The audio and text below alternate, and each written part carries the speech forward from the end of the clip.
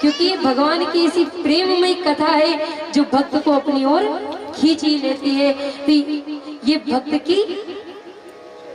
भक्त की एक निशानी है कि भैया भक्त भगवान से कितना प्रेम करता है। हम यहाँ विगत 4 दिन हो गए हमें कथा श्रवण करते हैं, चतुर्थ दिवस है, हम भगवान की लीलाओं को श्रवण कर रहे हैं, भगवान की लीलाओं को जान रहे हैं। और आज इतना पवित्र पावन दिन है जहाँ भगवान की गोविंद नाम का प्याला है। ये गोविंद नाम ही है, मेरे पास इस संसार में और कुछ नहीं है। और जिसके पास गोविंद नाम है उससे बड़ा धनवान है, क्योंकि आपके पास सबसे बड़ा धन है। हमारे पास सबसे बड़ा धन ही यही है। और जितना आप करोगे उतना बढ़ेगा। इसीलिए जड़ भरत जी महाराज जी कहते हैं, रोगण राजा तुमने इतने कीर्तन इतने सत्संग सुने हैं पर उसका महत्व नहीं जाना।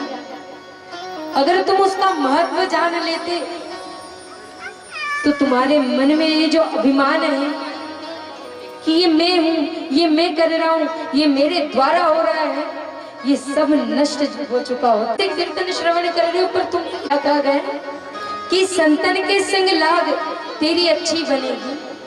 ये संत ही है जो जीवन को सुधार देते हैं, ये संत ही है जो हमें इस संसार रूपी सागर से तार देते हैं, और ये संत ही है जो हमें भगवान के दर्शन करा देते हैं। बोले बाकी बिहारी लाल की।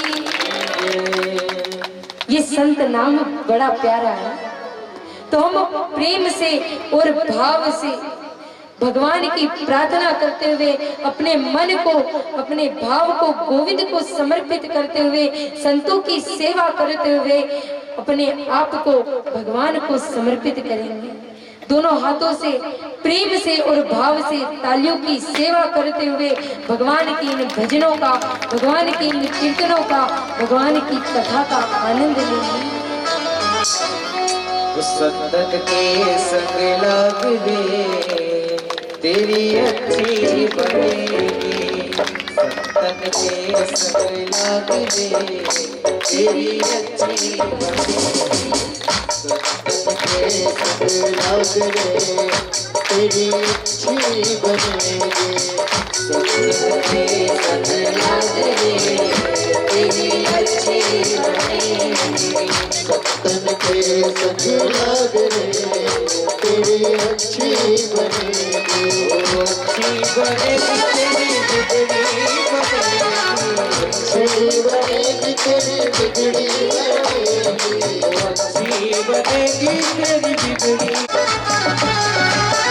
रोजी की बन गई प्रहलाद जी की बनेगी। रोजी की बन गई प्रहलाद जी की बनेगी। रोजी की बन गई प्रहलाद जी की बनेगी।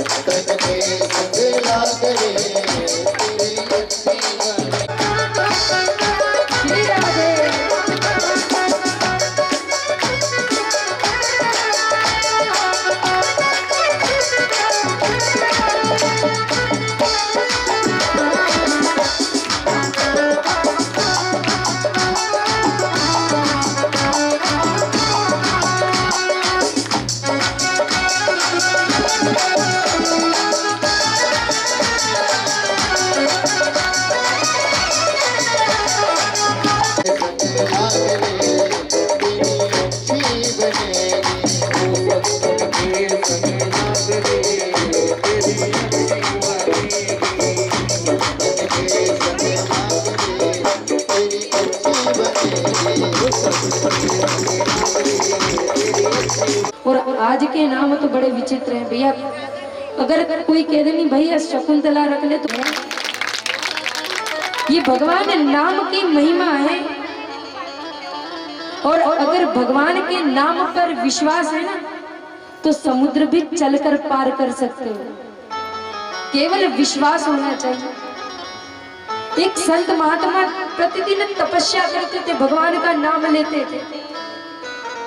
रोज प्रतिदिन भगवान का नाम लेते थे। वहां एक छोटी सी बालिका आती थी, सब्जी बेचने जाती थी नदी के उस पार। रोज उसे 1 रुपया खर्च करना पड़ता था। एक दिन वो महात्मा के पास जाकर बैठी, महात्मा से पूछा कि आप रोज आंखें बंद करके करते क्या हो?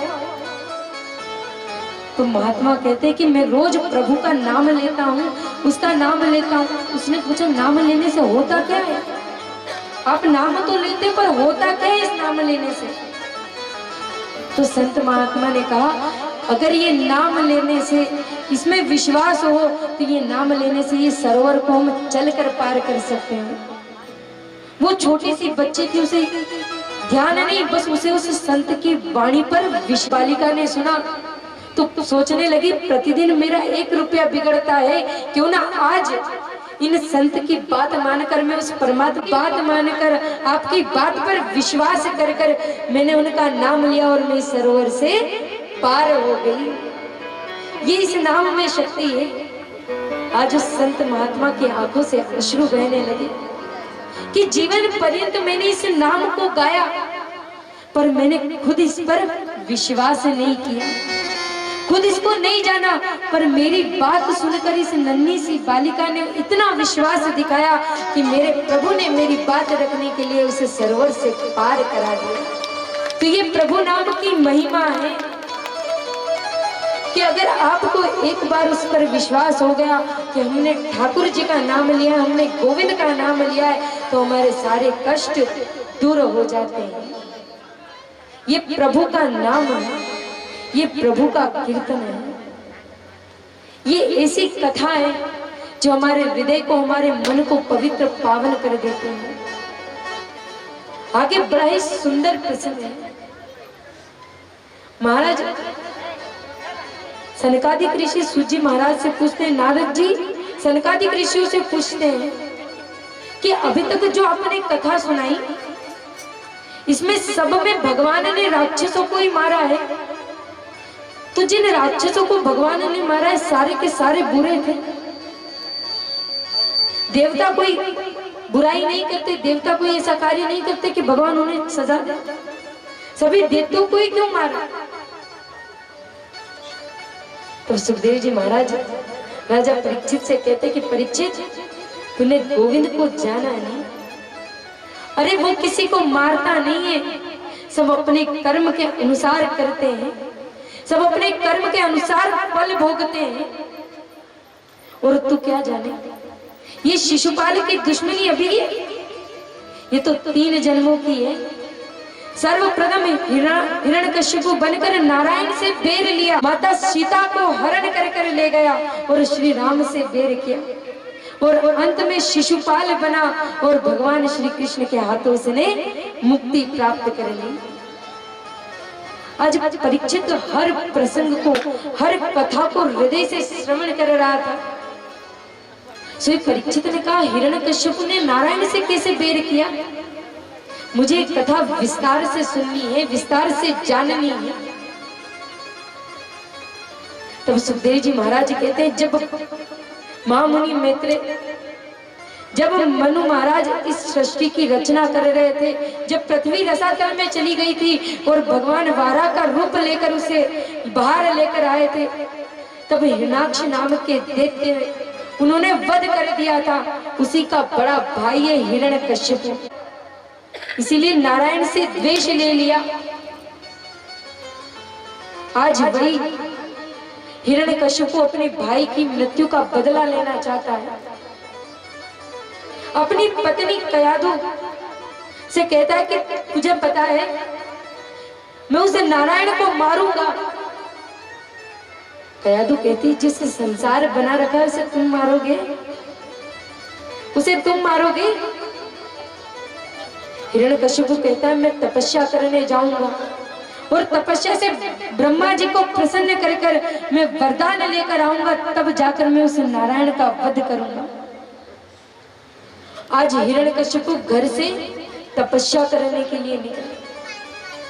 कयाधु के 3 पुत्र थे, चौथा होने वाला था, जो भगवान का परम लाडला भक्त है। आज हिरण्यकश्यप अपनी पत्नी से कहकर गया, वो जो भगवान को कभी मानता नहीं था, ये बातें कभी नहीं मानता था, वो आज खुद कह रहा है कि मैं गलत मुहूर्त पे घर से निकला, मैं गलत मुहूर्त पे घर से निकला हूं। हिरण्यकश्यप तपस्या को बीच में छोड़कर घर आ गया। जैसे ही घर आया, महल के द्वार पर ही कयाधु मिल गई। जैसे ही मार्ग पर कयाधु मिली, कयाधु ने विचार किया, भैया ये तो तपस्या करने गए थे, ये इतनी जल्दी कैसे आ गए? अरे इतनी जल्दी। हिरण्यकश्यप कहता, देवी क्या बताऊं, अरे मैं तो वहां तपस्या करने गया था, पर न जाने वहां से कहां एक तोता आ गया और उस तोते ने नारायण नारायण नारायण नारायण का रटने लगा दिया, नारायण नारायण का जाप करने लगा। अब तो महाराज कयाधु इतनी प्रसन्न हुई, बोले इस राक्षस को देखने लग जाएंगे कि अरे बाप रे, इसने जय कर ये। वैसे आज कयाधु देख रही है, विचार कर रही है, भैया जिसने जीवन में आज तक उसका नाम नहीं लिया, हमेशा अपना शत्रु शत्रु कहता रहा, वो आज नारायण का नाम ले रहे। कयाधु ने कहा, जीवन में कुछ अच्छा काम किया है तो आज इसके मुख से जब तक 108 बार मैं नारायण का नाम न बुलवा दूं, जब तक मैं भी चैन से बैठने वाली नहीं। अब तो कयाधु को जब अवसर प्राप्त होता, कयाधु कई हिरण्यकश्यप महल कक्ष में बैठकर विराम आराम कर रहे थे। सुई कयाधु गई, धीरे से चरणों की तरफ बैठ गई, हिरण्यकश्यप के चरण दबाने लगी और कहने लगी, महाराज आप तो तपस्या करने गए थे, मैं तो भूल ही गई, आप आए तो मैंने पूछा नहीं कि आप घर जल्दी कैसे आ गए, ब्रह्मा जी ने वरदान दे दिया। हिरण्यकश्यप को भी याद नहीं रहा कि मैंने इसको बता दिया है। हिरण्यकश्यप कहता, देवी क्या बताऊं, जब मैं वहां तपस्या कर रहा था, न जाने कहां से एक तोता आ गया और जब मैं तपस्या कर रहा था उसी समय वो नारायण नारायण नारायण नारायण का नाम ले रहा था। अब तो कयाधु के मन को बड़ी प्रसन्नता हुई, महाराज मैंने अपना काम कर दिया। अब जब भोजन की बारी आई, भोजन का समय हुआ, कयाधु थाल लेकर आई, कयाधु थाली में भोजन लेकर आई और उसके सामने बैठ गई, पंखा झेल रही है। बोले, महाराज आपसे एक बात पूछनी है, आपने मेरे को बता दी पर मैं भूल गई कि आप तो तपस्या करने गए थे, आप तो तपस्या करने गए थे, इतनी जल्दी वापस क्यों आ गए? हिरण्यकश्यप कहता, तू पागल वागल हो गई है क्या? अरे तुझे समझ नहीं, कितनी बार बताऊं, तुझे बता तो दिया, जब मैं तपस्या करने गया था वहां एक तोता आया और तोते ने नारायण नारायण नारायण नारायण का जाप करना प्रारंभ कर दिया, तो ही घर आ गया। कयाधु कहती, महाराज मैं भूल जाती हूँ, बुढ़ापे का शरीर है, बुद्धि कम चलती है। हिरण्यकश्यप कहता, अब मत पूछना। कयाधु कहती, एक बार और मेरा काम हो जाएगा। अब रात्रि के समय जब विश्राम की बेला आई तो कयाधु फिर बैठ गई। बोले, महाराज आप घर जल्दी क्यों आ गए, आप तो तपस्या करने गए थे। अब तो हिरण्यकश्यप को क्रोध आया, उसने अपना हाथ उठाया और जो कयाधु को थप्पड़ मारा। बोले, जा भाग। अरे बार बार बता रहा हूँ, बार बार एक ही बात कह रहा हूँ कि मैं तपस्या करने गया था, वहां पर तोता आ गया और उसने नारायण नारायण नारायण नारायण का नाम लिया तो मैं घर आ गया। आज तो महाराज कयाधु प्रसन्न हो गई। बोले, भैया चाहे जितने थप्पड़ मार लिए हो, चाहे कितनी भी पीड़ा हुई, पर इस राक्षस के मुंह से मैंने 108 बार भगवान नारायण का नाम दिलवा ही दिया। ये भक्त की भावना थी कि भैया, उसकी पत्नी ने सोचा मेरा स्वामी चाहे कितना भी पापी हो, कितना भी पाप करता हो, पर इसका भी तो कुछ भला होना चाहिए, इसीलिए बार बार उसके पीछे पड़ी, बार बार उसके पीछे पड़ी। तो भाई उसने भी थक हार कर 108 बार भगवान नारायण का नाम ले ही लिया।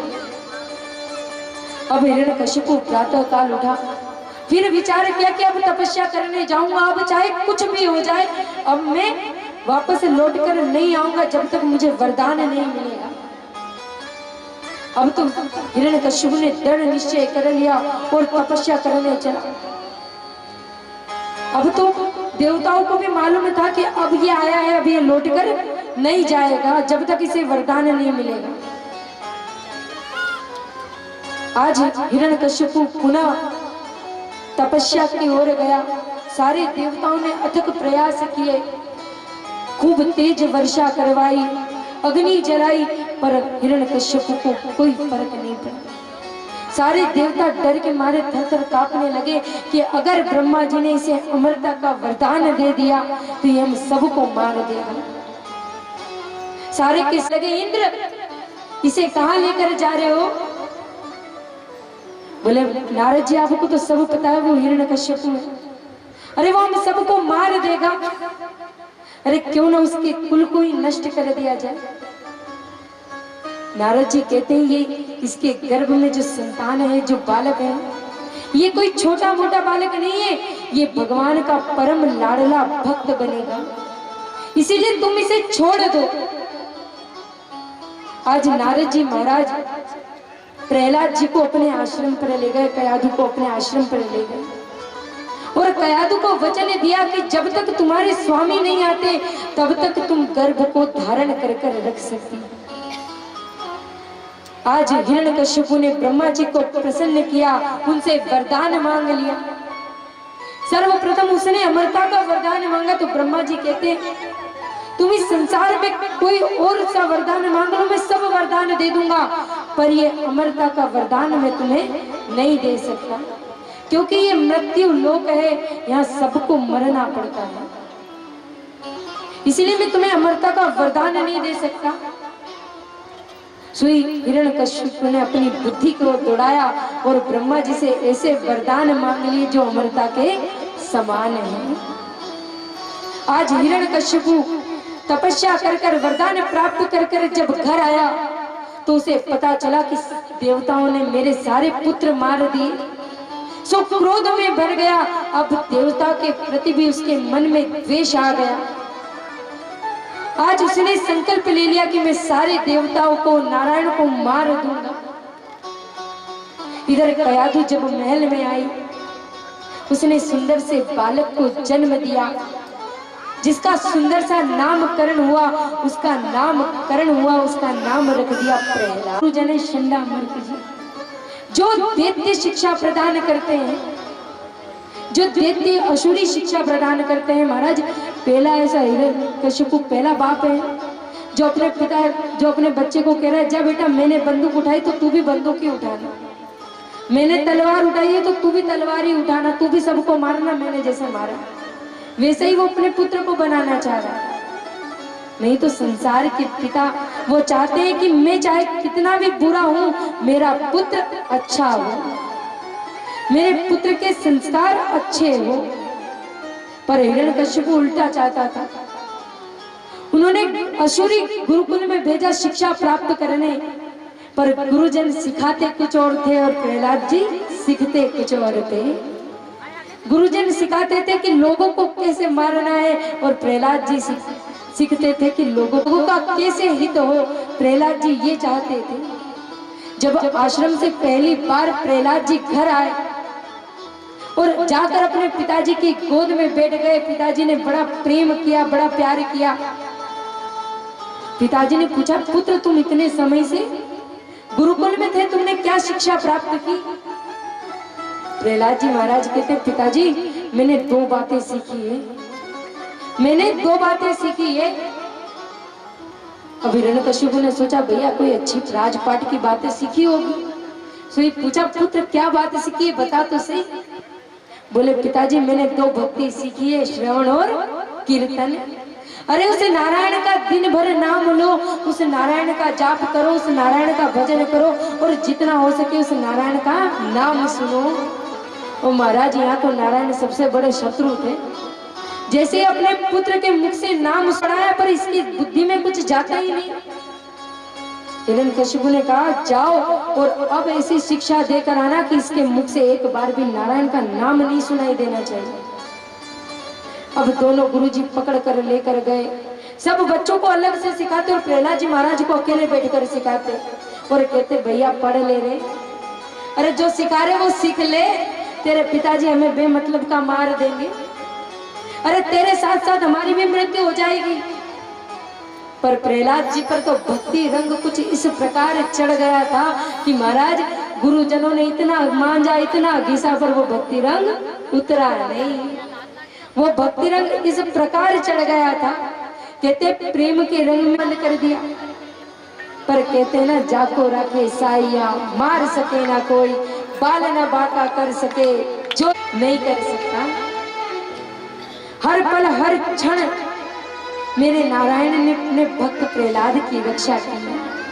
जब होलिका उन्हें अपनी गोद में लेकर बैठी थी, उसे वरदान प्राप्त था कि उसे अग्नि जला नहीं सकती, तो उसने प्रयास किया कि मेरे भाई का शत्रु बन गया है इसका पुत्र, मैं अपने भाई के शत्रु को मार दूंगी। सोई होलिका उसे अपने प्रहलाद को अपने गोद में लेकर बैठी। पर भगवान के नाम में ऐसी प्रेम है, ऐसा भाव है, जैसे ही होलिका की गोद में प्रहलाद जी बैठे, प्रहलाद जी ने अपने दोनों नेत्रों को बंद कर लिया और नारायण नारायण का जाप करने लगे। इधर होलिका पूरी जल गई, जिसे अग्नि जला नहीं सकती थी, आज वो स्वाहा करके धड़क करके जल रही है। और प्रहलाद जी नारायण का नाम ले रहे हैं, नारायण का नाम उच्चारण कर रहे हैं। तो कहा जाता है कि भगवान जिसकी रक्षा करते हैं उसका कोई बाल भी बाका नहीं कर सकता। आज प्रहलाद जी को पुनः आश्रम पर भेजा। जब आश्रम पर भेजा तो सारे जितने बच्चे थे, जितने मित्र थे, सारे प्रहलाद को घेर कर बैठ गए। प्रहलाद के पास आ गए और कहने लगे, अरे मित्र, अरे तुझे क्या करना है, जो तेरे पिताजी कहते हैं वो कर ले। अरे हमें तेरी बड़ी चिंता होती है, तुझे इतना कष्ट होता है तो हमें बड़ी पीड़ा होती है। प्रहलाद जी महाराज कहते हैं कि तुम्हारे मन में मेरे लिए इतना प्रेम है, ये बहुत है। अरे मेरे पिताजी कहते कि उसका नाम मत लो, और मेरे मन में तो केवल वही बैठे हैं, उसके नाम के अलावा मुझे और कोई दिखाई नहीं देता। सारे बालक कहते तू पागल हो गया है, अरे तुझे जब नाम लेना है तो बुढ़ापे में ले लेना, अभी लेकर क्या करेगा। प्रहलाद जी कहते हैं कि आप ये बात सत्य कह रहे हैं, पर जिसने जीवन में कभी भगवान का नाम नहीं लिया और वो सोचे कि मैं बुढ़ापे में भगवान का भजन कर लूंगा, तो ये संभव नहीं है। ये कदाचित संभव नहीं है कि आप बुढ़ापे में नाम लो। और जब अंत समय होता है ना, तो ये जो गला है ना, ये लकड़ी के समान हो जाता है, सूखी काष्ठ के समान। फिर इसके मुख से कोई वचन नहीं निकलता। सारे जितने मित्र थे बोले, प्रहलाद तू बड़ी बातें करता है, अरे छोड़ तेरी ये बातें, चल हम कुछ खेलते हैं। प्रहलाद जी महाराज कहते हैं आज खेलेंगे तो जरूर, पर जो मैं बताऊंगा वो खेल खेलना पड़ेगा, जो मैं बताऊंगा वो खेल खेलना पड़ेगा। सारे मित्र, सारे सखा कहते हैं अच्छा कौन सा खेल बता तो सही। प्रहलाद जी अंदर गए, वहां से बहुत सारा सामान लेके आए। किसी को ढोलक दे दी, किसी को मंजीरे दे दी, किसी को झांझ दे दी, किसी को करताल दे दी, और कहने लगे कि जैसा जैसा मैं करूंगा वैसा वैसा तुम्हें करना है। बोले तू करवाना क्या चाहता है, कैसा खेल खिलाएगा। बोले बस मेरे साथ से नारायण का नाम लो, देखो कितना आनंद आता है। सारे के सारे जितने भी मित्र, जितने भी ग्वाल वाले, जितने भी सखा थे, सभी ने सारा सामान वापस रख दिया। बोले तू ही कर, अरे ये काम तू ही कर, तेरे पिताजी को देखा है, अरे कहीं तेरे पिताजी को आवाज पहुंच गई तो हमें तो ठीक है, हमारे घर वालों को भी नहीं छोड़ेंगे। बोले तुम्हारे बच्चे ये सिखा रहे हैं मेरे बच्चे को। प्रहलाद जी कहते हैं तुम मुझे नहीं देख रहे हो, तुम मुझे नहीं देख रहे हो। अरे मेरे पिताजी ने मुझे मारने का इतना प्रयास किया, पर जब तक वो नारायण है मेरे पिताजी मेरा बाल भी बाका नहीं कर सकते। अरे मैं हूं, तुम देखो, जो होगा देखा जाएगा, आप तो बस केवल मेरे साथ करो। अब किसी ने ढोलक ले ली, किसी ने झांझ ले ली, किसी ने मजीरा ले ली, और सारे के सारे बच्चे, सारे के सारे जितने मित्र थे, सभी प्रहलाद जी के साथ प्रेम से और झूमने लगे। श्रीमन नारायण नारायण नारायण।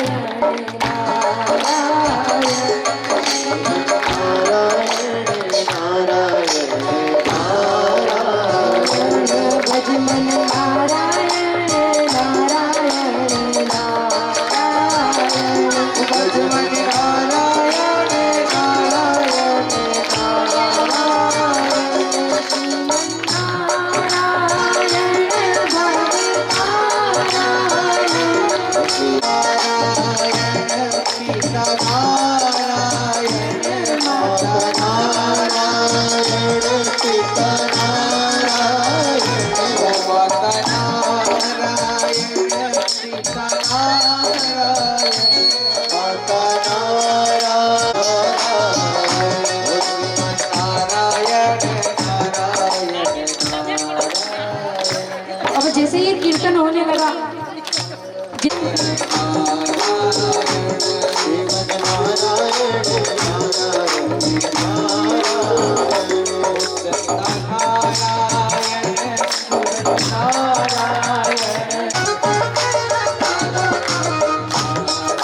लगे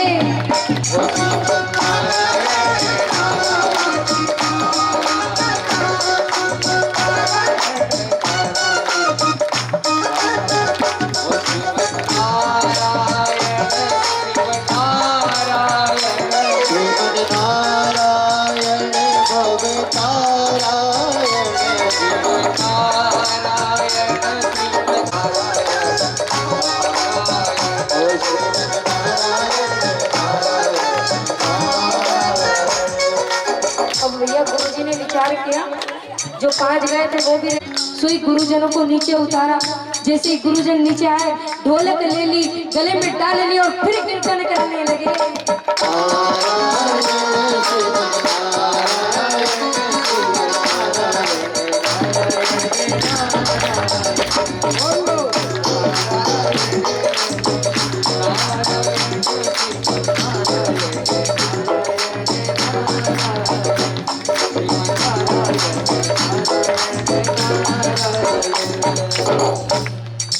अब जैसे वो कहता है, तुम्हें तो मैं बाद में देखूंगा। अरे तुम्हारी खबर तो मैं बाद में लूंगा, पहले इसकी खबर लेता हूँ। प्रहलाद को पकड़ लिया चोर से और कहने लगे, अच्छा तू दिन भर नारायण नारायण का नाम लेता है, बताओ वो नारायण कहाँ है?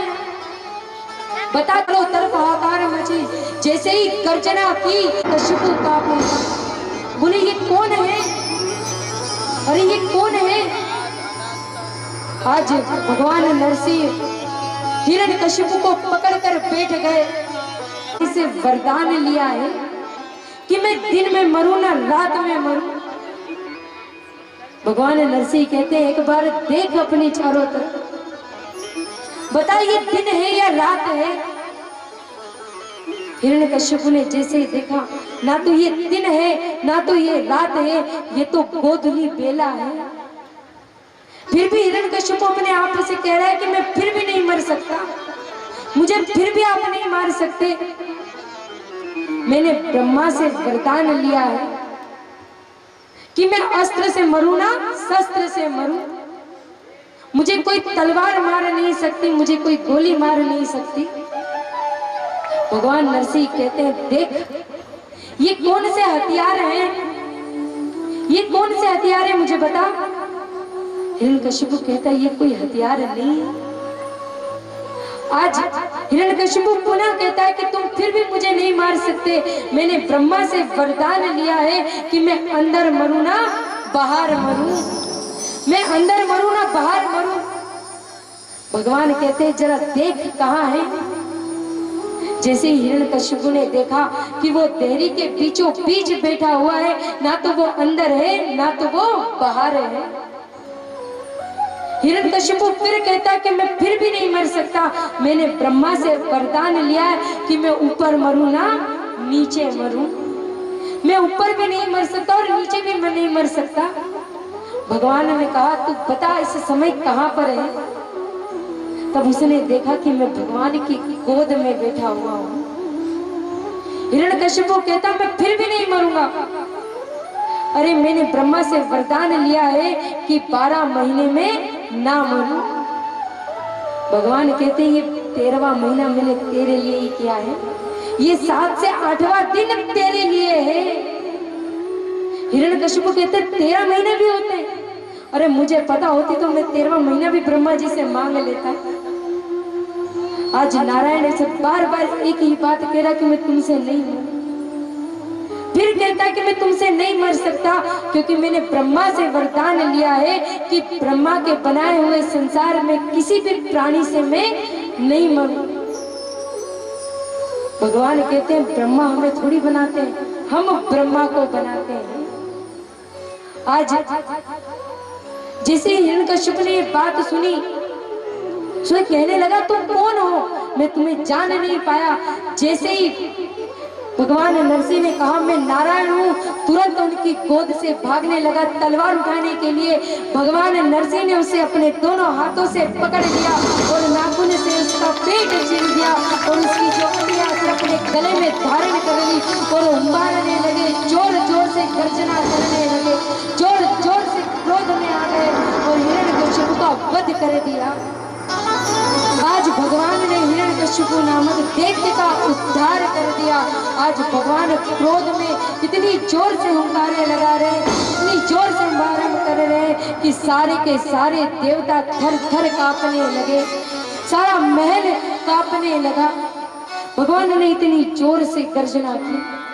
आज सारे देवता उनकी प्रार्थना कर रहे हैं, उनकी स्तुति कर रहे हैं, उनका नाम ले रहे हैं, पर भगवान का क्रोध शांत नहीं हुआ। माता लक्ष्मी वैकुंठ से आई थी भगवान का क्रोध शांत कराने। जैसे ही अपने स्वामी की ये दशा देखी, श्री सास ली। इधर नारद जी ने सारे देवताओं से कहा कि आप चाहे कितनी भी स्तुति कर दो, कितनी भी प्रार्थना कर दो, जब तक उनका भक्त प्रहलाद उनके सामने नहीं जाएगा, जब तक उनका क्रोध शांत नहीं होगा। आज सारे के सारे देवता प्रहलाद जी को भगवान नरसिंह के सम्मुख छोड़ते हैं। जैसे ही भगवान नरसिंह प्रहलाद जी को देखते हैं, अपने गले से लगा लेते हैं, अश्रु प्रवाह करते हैं। इतना प्रेम, इतना प्यार किया कि उनका सारा मस्तिष्क भिगो दिया। आज प्रहलाद जी को अपनी गोद में बैठकर खिला रहे हैं। ऐसे परम लाडले भक्त हैं प्रहलाद जी। आज प्रहलाद जी का जीवन सवर गया। उन्होंने अपने पिता की मृत्यु सुधार दी। उस परमेश्वर के हाथ, उस नारायण के हाथ आज हिरण्यकश्यप का वध हो गया। ऐसी पवित्र पावन लीला है भगवान की, जो हर पल हर क्षण हमारी रक्षा करते हैं। हर पल हर विकट परिस्थिति में भगवान हमें हमेशा सहायता करने पधारते हैं, हमेशा सहायता करने दौड़े दौड़े चले आते हैं, क्योंकि उन्हें पता है कि मेरा पुत्र, मेरा बालक कष्ट में है, इसीलिए वे दौड़े दौड़े चले आते हैं। जैसे प्रहलाद जी की बात मानकर खंबे से प्रकट हो गए, वैसे ही हमारे मन के भाव है कि गोविंद, जैसी प्रार्थना प्रहलाद जी ने की थी वैसी प्रार्थना हम करते हैं। बस एक बार हम पर ये नजर कृपा की कर दे कि हमारा जीवन धन्य हो जाए, हमारा जीवन सफल हो जाए। हमने भगवान से बार बार यही प्रार्थना करनी है कि ऐसी कृपा की नजर कर दे कि हमारा जो जीवन है, जो मानव तन मिला है, वो हमारा सफल हो जाए। हम इसमें तेरा इतना नाम ले कि आगे चलकर हमें किसी और चीज की आवश्यकता ना हो। तो हम प्रेम से और भाव से भगवान का भजन करेंगे, भगवान का नाम लेंगे कि हमारी जो बागडोर है वो आपके हाथ में है।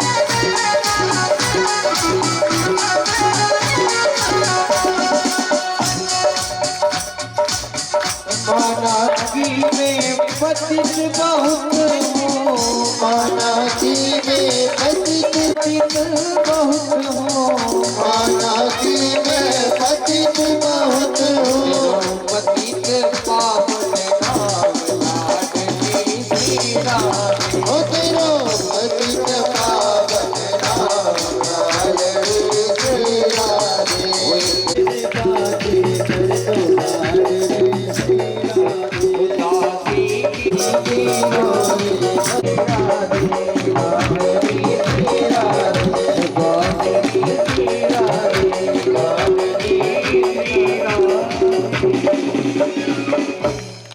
सुंदर से पात्र में लड्डू रख दिए। अब महात्मा जी ने जैसे ही लड्डू उठाया और सेठ जी को इशारा करा कि अपना काम प्रारंभ कर दो। सेठ जी ने धीरे से चक्कर खाए और जमीन पर गिर गए, अपनी सांस को रोक लिया। संत महात्मा जोर से चिल्लाने लगे, अरे सेठ जी चले गए, अरे सेठ जी चले गए, सेठ जी चले गए। जितने बच्चे थे सब दौड़े दौड़े चले आए, सेठ जी की पत्नी दौड़ी चली आई। महात्मा जी ये कैसे हो गया, ये कब हुआ, ये अभी तो हम सब यही थे अच्छे से बैठे हुए। सारा के सारा परिवार रोने लगा। महात्मा जी कहते सच्चा प्रेम है, ये तो सच्चा प्रेम है, कितना रो रहे हैं, कितना रुदन कर रहे हैं। महात्मा ने कही, मैं आपके स्वामी को जिंदा कर दूंगा, मेरे पास एक विधि है कि मैं आपके स्वामी को जिंदा कर सकता हूँ, जीवित कर सकता हूँ, पर उसके लिए आप सब में से एक को, किसी को अपने प्राण देने पड़ेंगे। सबसे पहले पत्नी की बारी आई। संत महात्मा ने कही कि आप तो बड़े प्रेम करती हैं अपने स्वामी से, अगर इन्हें जीवित करना है तो एक काम कीजिए, अपने प्राण आप इन्हें दे दीजिए। अब ये तो हमें छोड़कर चले गए, अब पूरे परिवार का ध्यान कौन रखेगा? यहाँ सबसे बड़ी तो मैं ही हूँ, मैं ही परिवार का ध्यान रखूंगी। अब इन्हें जाना था तो ये चले गए, अब मुझे, मैं भी इनके पीछे पीछे चली जाऊं, ये कैसे संभव है? सेठ जी ये सब बात सुन रहे थे। सेठ जी ने विचार किया, जिन जीवन संगिनी के लिए मैंने 7 फेरे लिए, जिसे के लिए पूरा संसार बनाया, आज वो मुझे अपने प्राण देने से मना कर गई। सेठ जी के आंखों से आंसू आने लगे, पर सेठ जी के मन में ये संतोष था कि अभी मेरे बच्चे बाकी हैं, अभी मेरे बच्चे बाकी हैं, ये तो करेंगे मेरा काम। यति सन्यासी कहने लगे कि बच्चों, तुम तो अपने पिताजी से बड़ा प्रेम करते हो, तो तुम में से एक को इन्हें प्राण दे दो। बच्चे कहते हैं, पिताजी ने तो पूरा संसार देख लिया था, उनका तो समय भी हो गया था जाने का। अरे आज नहीं जाएंगे तो 4 साल बाद जाएंगे, उन्हें तो जाने ही, हमें, हमने देखा क्या है? अरे अभी हमने क्या देखा है? हमारे बालकों का कौन ध्यान रखेगा, हमारे परिवार का कौन ध्यान रखेगा? पुत्री खड़ी हुई थी, उससे कहा कि पुत्री तुम दे दो अपने प्राणों को। पुत्री ने भी वही जवाब दिया कि पिताजी को जाना था तो चले गए। अरे इन्होंने तो पूरा संसार देख लिया, अभी तो हम संसार में आए हैं, हमने तो अभी कुछ देखा ही नहीं है, हम इन्हें प्राण नहीं दे सकते। ऐसे कर कर सारे के सारे वहां से चले गए। जैसे ही वहां से सारे गए, संत महात्मा ने सेठ जी को इशारा किया, सेठ जी। तो सेठ जी के आंखों में आंसू थे और मन में भाव जाग गया था कि ये संसार पूरा झूठा सपना है, केवल वो ठाकुर ही अपना है, ये संसार सारा झूठा सपना है। अरे जिस परिवार के लिए मैं इतनी भागा दौड़ी करता, दिन रात पैसे कमाता, इनकी सुख सुविधा पूरी हो जाए, और जब अंत समय में झूठे मुंह ये बात कहने की आई कि पिताजी को प्राण दे दूं, तो सारे के सारे मुझे छोड़कर चले गए। अरे सारे के सारे ने मुझे त्याग दिया। आज संत की आत्मा जाग गई, उसके मन के भाव जाग गए, उसने पूरे संसार का त्याग कर दिया, अपना सारा कारोबार छोड़ दिया और संत के साथ हरि भजन को चल दिए, संत के साथ चल दिए। आज गजराज भी इस अभिमान में था, सरोवर के किनारे जल पीने गया तो जल पीते पीते अंदर से ग्राह ने, मगरमच्छ ने उसका पैर पकड़ लिया। जैसे पैर पकड़ा तो वो छटपटाने लगा। थोड़ी देर तो विचार किया कि महाराज कोई छोटा मोटा जीव होगा, छोड़कर चला जाएगा, पर वो ग्राह की पकड़ कट्ठी होती गई, एकदम टाइट हो गई कि गजराज बाहर जा ही नहीं पा रहे। गजराज ने बड़ा प्रयास किया पर वो बाहर नहीं आ रहे। सारी पत्नियों ने सहायता की, सारे बच्चों ने सहायता की, पर कुछ क्षण बाद, कुछ समय बाद वो भी हार गए। सारे के सारे छोड़कर भागने लगे।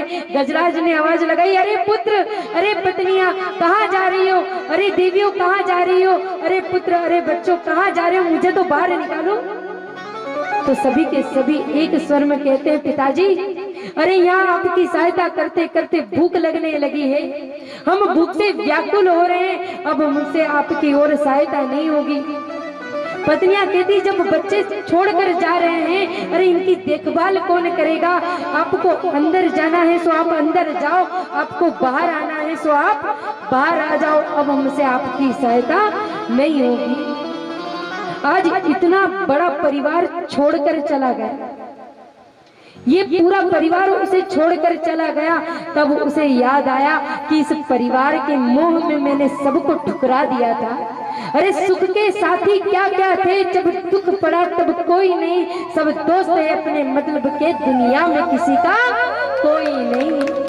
यहाँ सब अपने मतलब के लिए, अपने हित के लिए है। अगर व्यक्ति के पास पैसा है, व्यक्ति के पास धन है, तो सारे सगे संबंधी उसके अपने हैं, और अगर उसके पास ये नहीं है तो सारे सगे संबंधी उसके दुश्मन के बराबर होंगे। अगर हमारी जेब में पैसा है तो हमारी जय जयकार है, और जब जेब में से माता लक्ष्मी चली जाती है तो कोई हमें पूछता नहीं है, क्योंकि कहते हैं ना बाप बड़ा ना भैया, भैया सबसे बड़ा रुपया। इस संसार में सबसे बड़ा रुपया हो गया है, क्योंकि वो प्रेम, वो भाव, वो सच्चा हृदय किसी के पास बचा नहीं। जब किसी को किसी से कार्य होता है तो दौड़ा चला आता है कि हमारा ये काम कर दो। हम तो मानव हैं, हम मनुष्य की बात करें, हम स्वयं भगवान के साथ ये करते हैं। जब भगवान के पास मांगने जाना होता है तो बड़ी जोर से, प्रेम से, रोते हुए आरती करते हैं, अगरबत्ती लगाते हैं, जल चढ़ाते हैं, सब कुछ करते हैं। और जब भगवान सुन लेते हैं तो दूसरी बार उसके मंदिर की तरफ भी पलट कर नहीं देखते कि कौन भगवान, कैसे भगवान और क्या भगवान। यहाँ तो सब मैं हूँ। ऐसे ही गजराज के मन में अभिमान था, सारे परिवार छोड़कर चला गया। तब उसने केवल और केवल गोविंद को अपना सहारा बनाया। जिस सरोवर में था वहीं से एक पुष्प लिया और सच्चे हृदय से, सच्चे भाव से गोविंद की ओर समर्पित किया। और जैसे ही गो कहा और विंद तो कहा ही नहीं, और मेरे प्रभु गरुड़ पर आरूढ़ होकर उसकी रक्षा करने दौड़े चले आए हैं। आज भगवान गरुड़ पर आरूढ़ होकर आए हैं। एक बार अपने नेत्रों को बंद करें और उस सुंदर सी झांकी का दर्शन करें जहां भगवान गरुड़ पर आरूढ़ होकर आए हैं।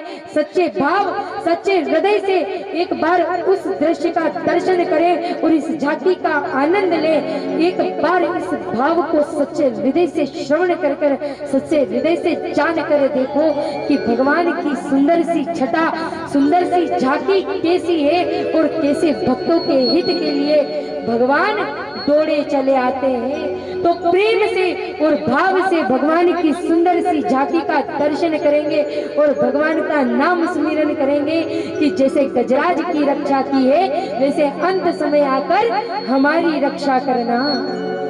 हो मेरे दीन बंधु भगवान रे, गरुड़ पे दीन बंधु भगवान रे, गरुड़ पर चढ़ कर आ जाना, गरुड़ पर चढ़ कर आ जाना, गरुड़ पर चढ़ कर आ जाना, गरुड़ पर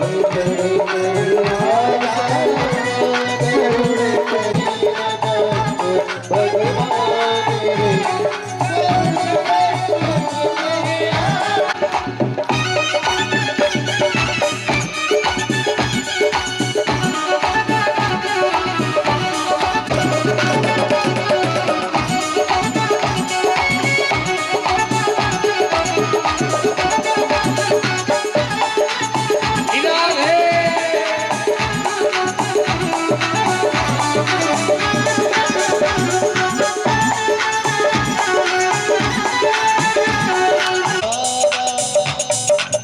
जीव चले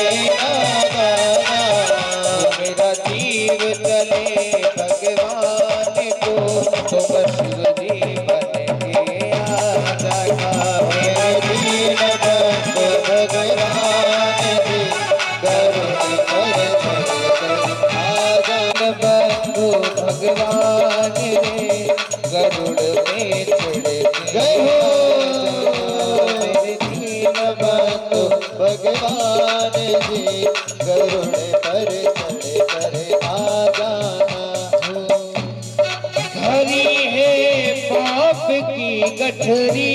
हमारे सिर पे बानी धरी है, हमारे सिर पे बानी धरी है, पाप की गठरी हमारे सिर पे भारी, हमारे सिर पे भराएंगे, पकड़ लो हाथ बनवारी, नहीं तो डूब जाएंगे, हमारा कुछ न बिगड़ेगा, तुम्हारी लाज जाएगी।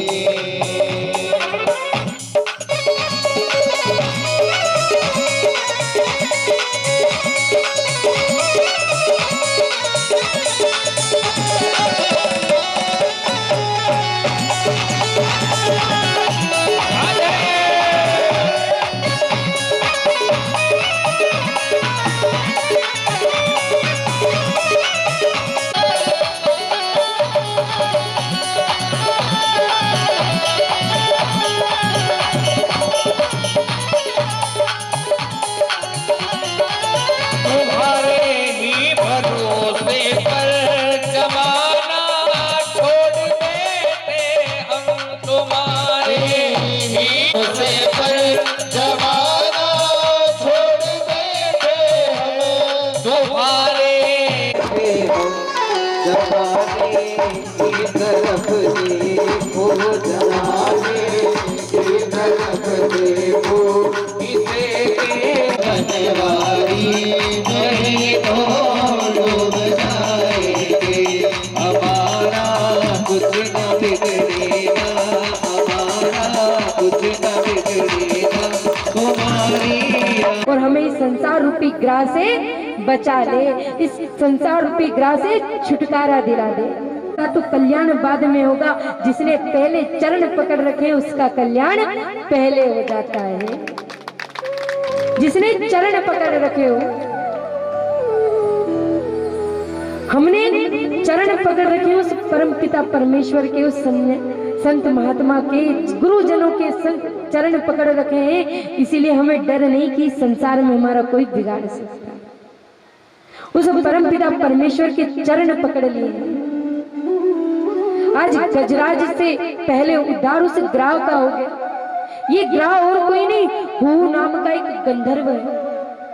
ये वही गंधर्व है जो भगवान, जो देवताओं को हंसने हंसाने का काम करते हैं, इसीलिए तो इनके नाम हा हू पे रखे जाते हैं, जिनके नाम सुनकर ही हंसी आ जाए। एक दिन ये हू नाम के गंधर्व को न जाने क्या सूझा, एक सन्यासी महाराज जल में सूर्य देव को अर्घ अर्पण कर रहे थे, सूर्य नीचे पहुंच गया और उनके पैर को पकड़ लिया। सूर्य संत महात्मा डर गए, किसने पकड़ लिया, झटकाने लगे, तो ये ऊपर उठा और हंसने लगा, मुस्कुराने लगा, ताली बजाने लगा कि संत डर गए, संत डर गए, संत डर गए। उस सन्यासी महाराज को इतना क्रोध आया कि इसे श्राप दे दिया कि तुझे बड़ा पैर पकड़ने का शौक है ना, जा तू मगरमच्छ बन जाए, तुझे पानी में रहने का शौक है, तू मगरमच्छ बन जा। उस संत की वाणी को सुनकर हू नाम का गंधर्व रोने लगा, विलाप करने लगा, बोले महात्मा मेरा तो काम ही यही है, अरे मैं तो सबको हंसता हंसाता रहता हूँ, अरे मुझे नहीं पता था कि मेरे ऐसा करने से आपको कष्ट होगा, अरे मैं मगरमच्छ बन जाऊंगा तो मैं क्या करूंगा।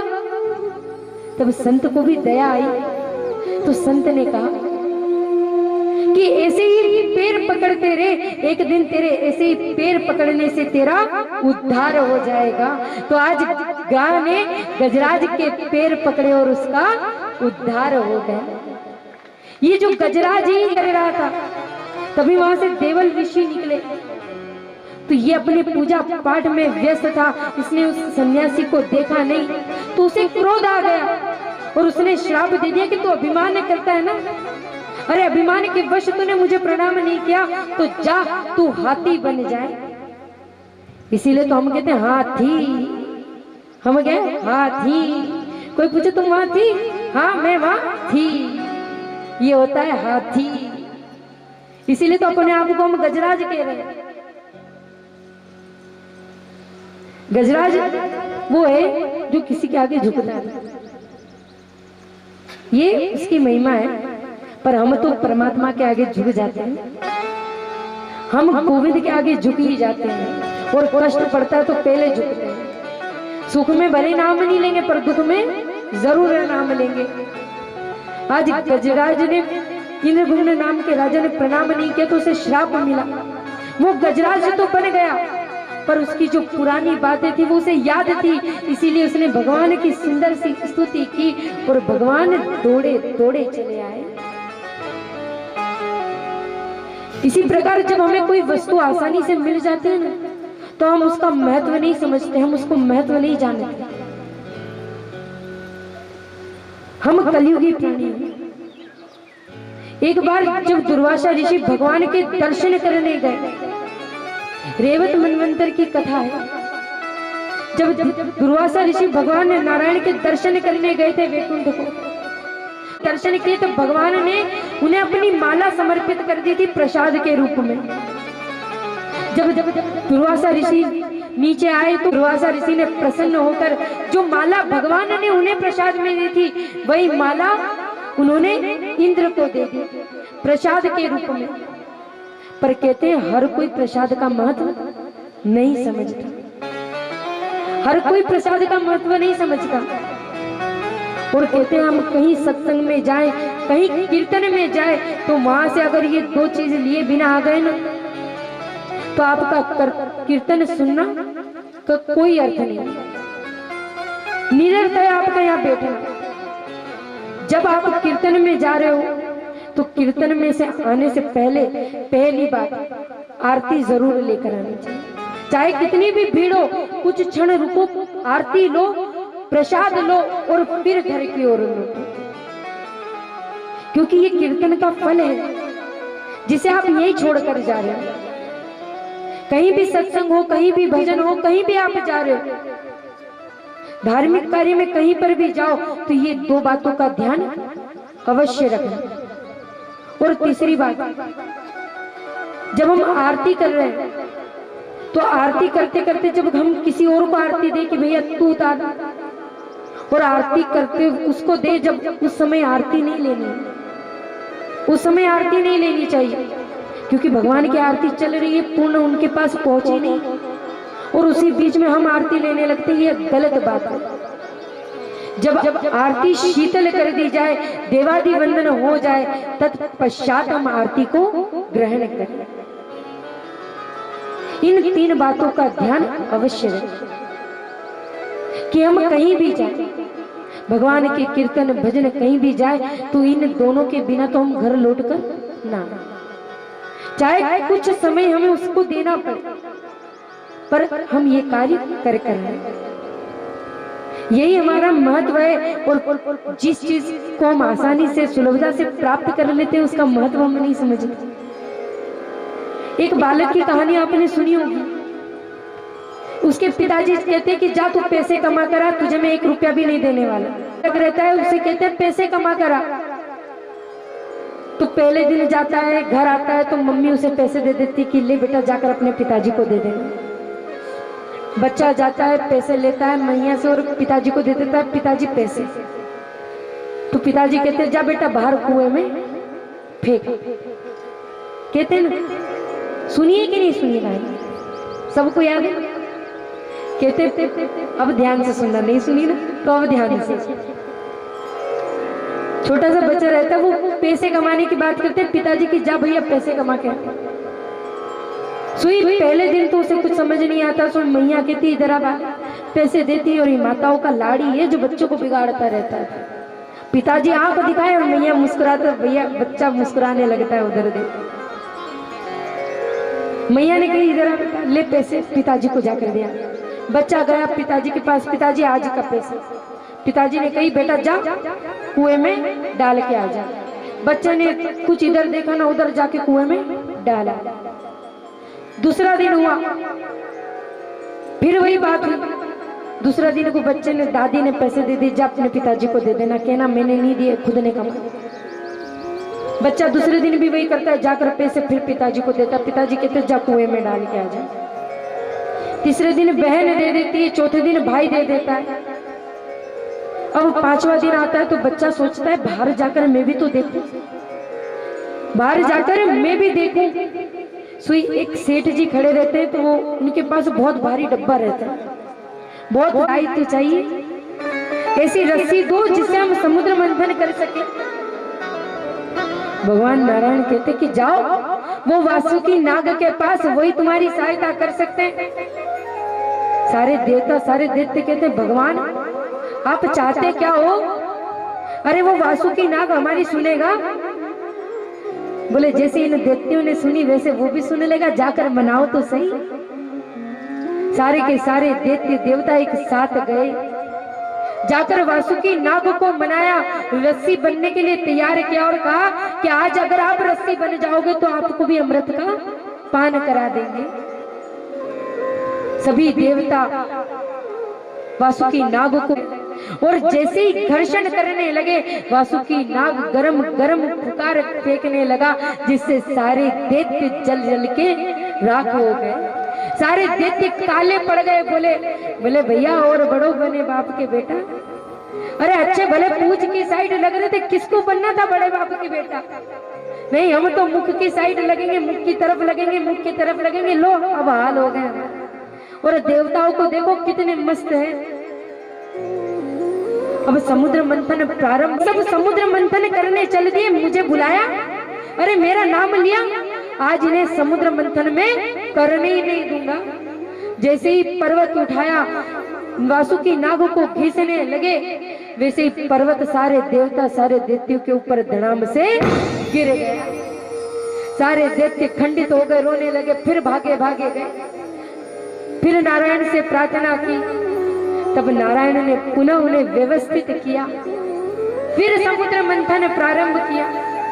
अब जो ही समुद्र मंथन प्रारंभ किया, के नाच कहाए तुम हो, तुमने